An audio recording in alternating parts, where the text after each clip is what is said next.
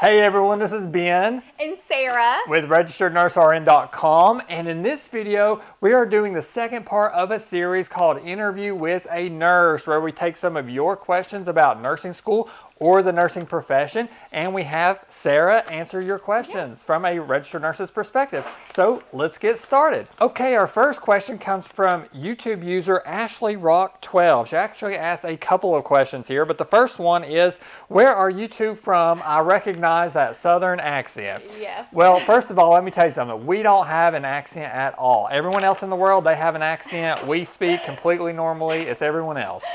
No, we have an accent. We have an accent. And we are from the South. We're from Tennessee. Yes. So I would like to ask you all, though, because we do get some comments here and there. I've only had one comment about my accent, but she's had several comments. So I want to hear from you all. Who has the worst accent out of between the two of us? So just tell us, because we debate it back and forth. So I was like, let's ask the YouTube users who has the worst accent. So please tell us below, Ben or Sarah. But yeah, we tend to say things just a little bit differently. Yeah, she makes up words sometimes that don't exist.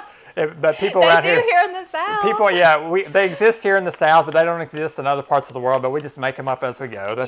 All right, the second question she asked was, what are some qualities personality-wise that a person who's thinking about nursing should have? And do you need to expect the unexpected as a nurse regularly, or is being an RN usually a regular routine day to day?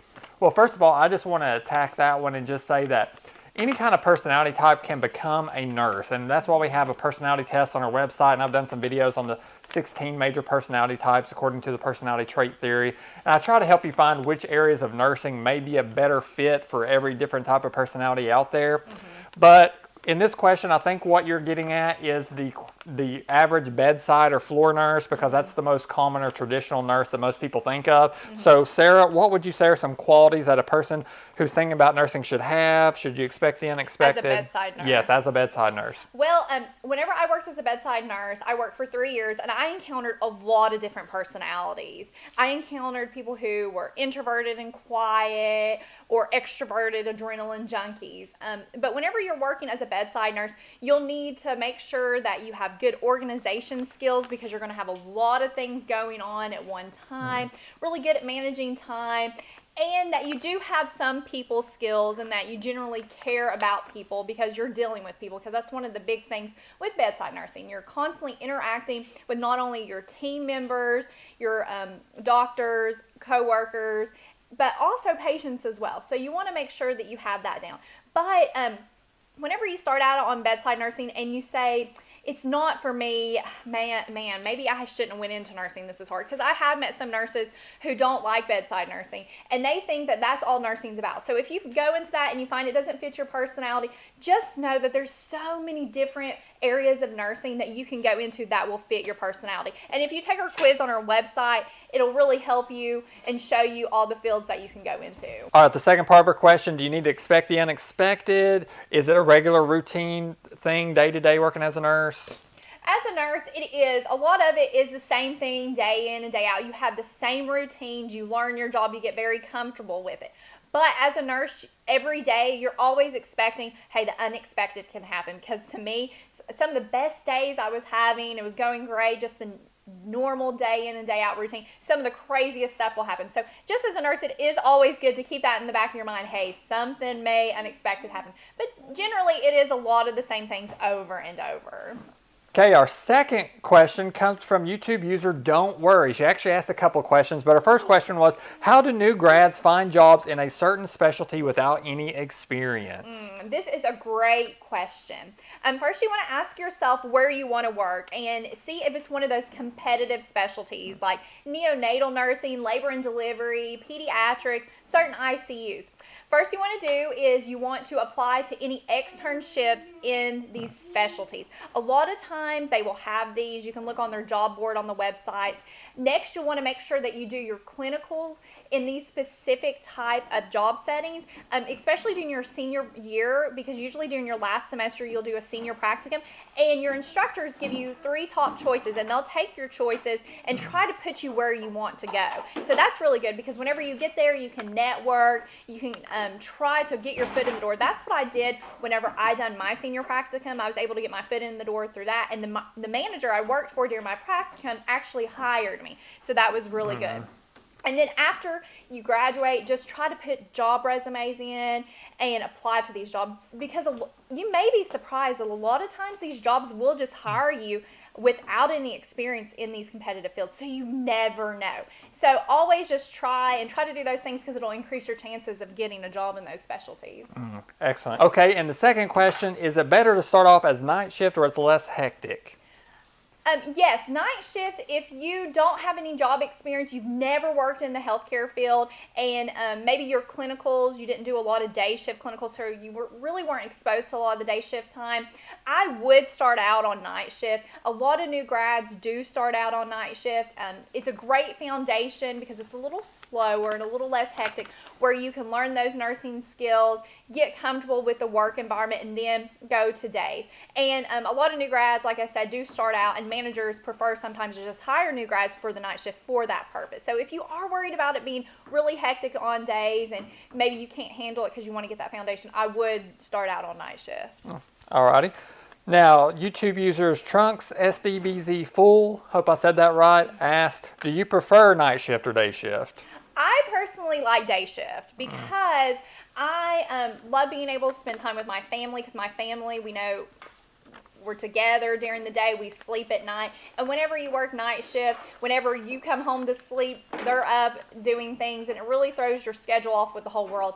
But a lot of people, that doesn't bug them, and they love night shift, because night shift you actually get paid a little bit more, it's a little less hectic. But personally, I like day shift.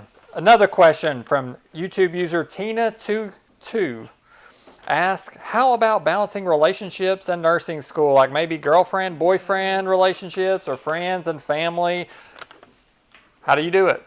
Well, me and Ben, actually, we can tell you about that, because whenever I was a freshman in college, that's when we actually got married. And I didn't start the nursing program until the second semester of my sophomore year.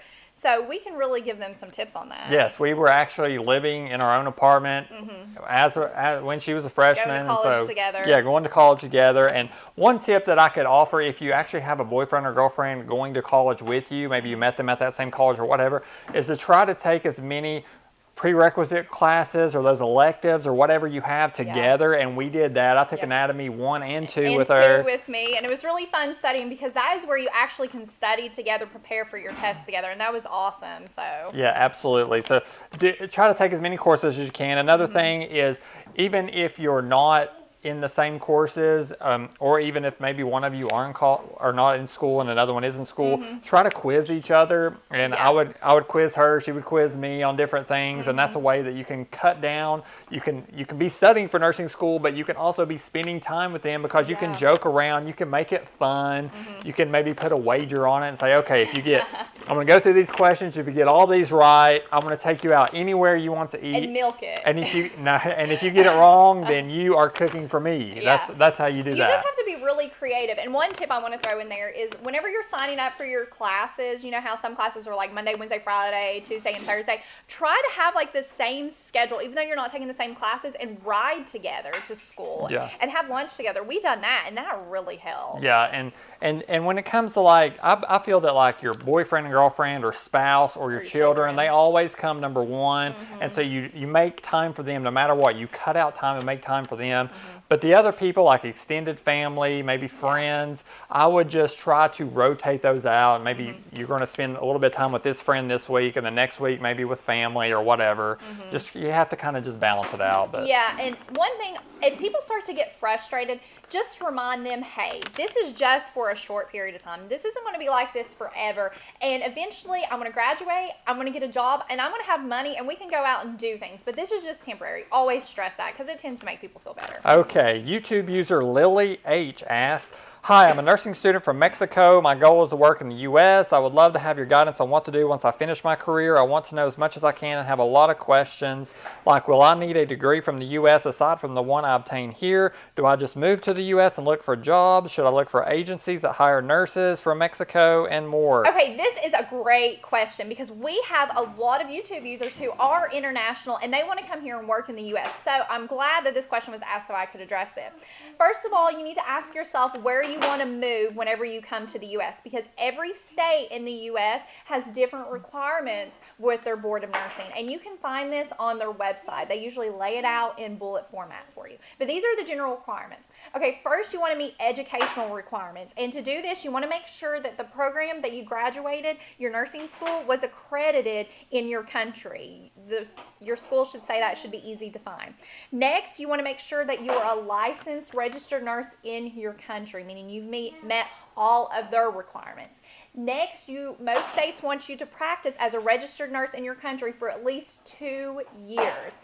And then some states, but not all, require that you complete what's called a foreign educated nurse refresher course, which will include about 120 of classroom hours and 120 hours of clinical hours, just to make sure that you are fully educated based on that.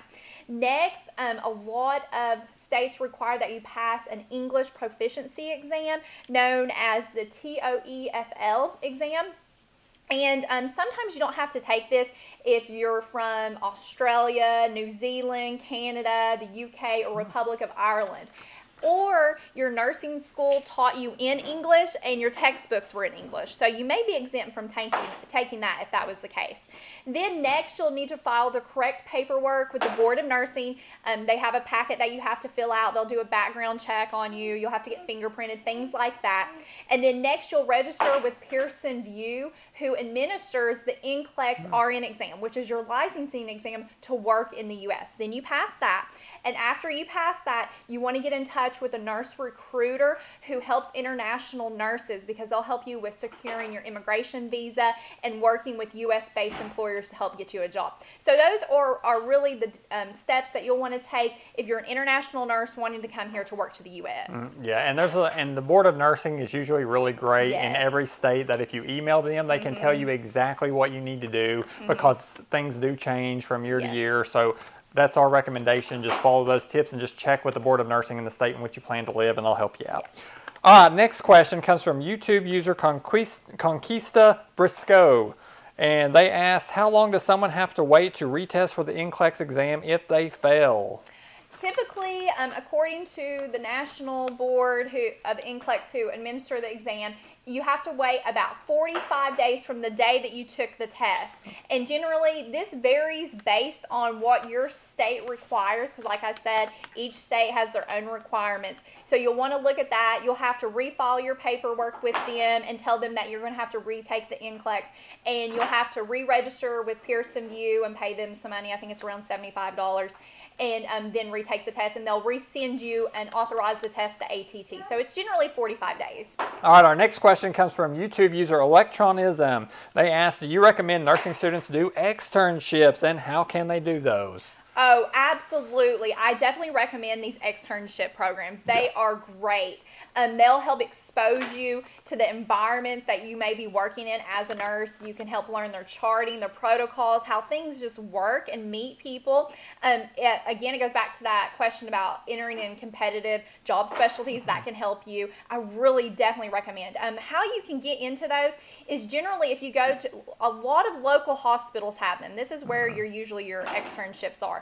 So go to their website or contact a nurse recruiter through there. They will be more than happy to assist you because hospitals want nurse externs or interns. And you can sign up to work.